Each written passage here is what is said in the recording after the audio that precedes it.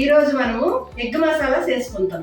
Egg మసాలాకు కావాల్సిన పదార్థాలు: అర డజన్ కోడిగుడ్లు అండి, ఉల్లిపాయలు, కొత్తిమీర, కరివేపాకు, కారం, ఉప్పు, ధనియాల పౌడర్, పసుపు, జీలకర్ర, ఆవాలు, అల్లం వెల్లుల్లి పేస్టు, గరం మసాలా, ఎండుమిరపకాయలు.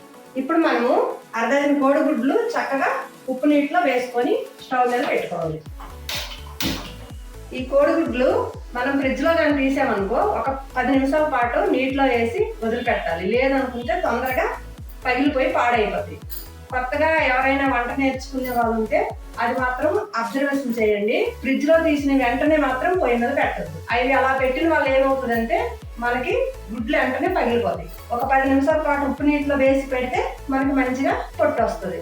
ఎగ్గులు ఉడికిపోయావండి, చక్కగా ఉడికాయి ఎగ్స్ మంచిగా ఉడికిపోయావి. ఇప్పుడేమో మనం ఈ నీళ్ళల్లో ఉంచేసి చల్లటి వాటర్ పోసుకోవాలి. మనం కాసేపు పక్కకు పెట్టుకోవాలి. ఇది పొట్టు బాగా ఉడుతుంది. ఇలా పొట్టు మంచిగా ఉలిసి పెట్టుకోవాలండి. చూసారా ఎంత బాగా పొట్టు ఉడుతుందో, చక్కగా ఊడిపోద్ది అనమాట.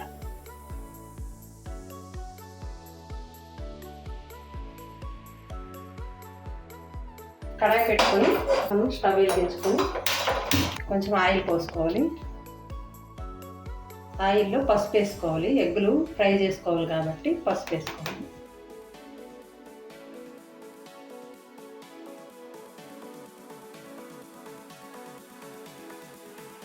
ఇలాగా ఎగ్స్ అంతా బాగా ఫ్రై చేసుకొని తీసి పక్కన పెట్టుకోవాలి. చక్కగా ఫ్రై అయిపోయాయి కదండి. ఇప్పుడు ఇవి అన్నీ ఒక ప్లేట్లోకి తీసుకోవాలి.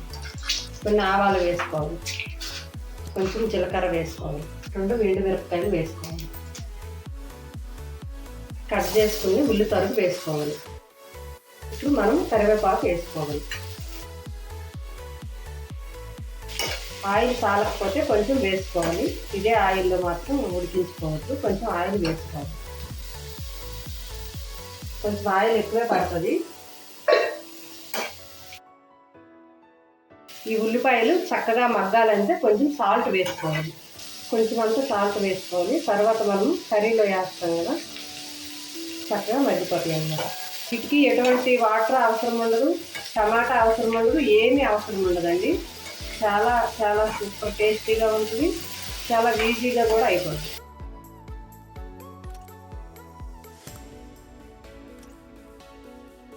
కొద్దిగా పసుపు వేసుకోవాలి. ఇప్పుడు మంచిగా మనం కలుపుకొని మూత పెట్టుకోవాలి. ఒక 5 నిమిషాలు కుక్ చేయాలి. ఇప్పుడు మనం అల్లం వెల్లుల్లి పేస్టు 1 స్పూన్ వేసుకోవాలి. చక్కగా వేగుతుంది.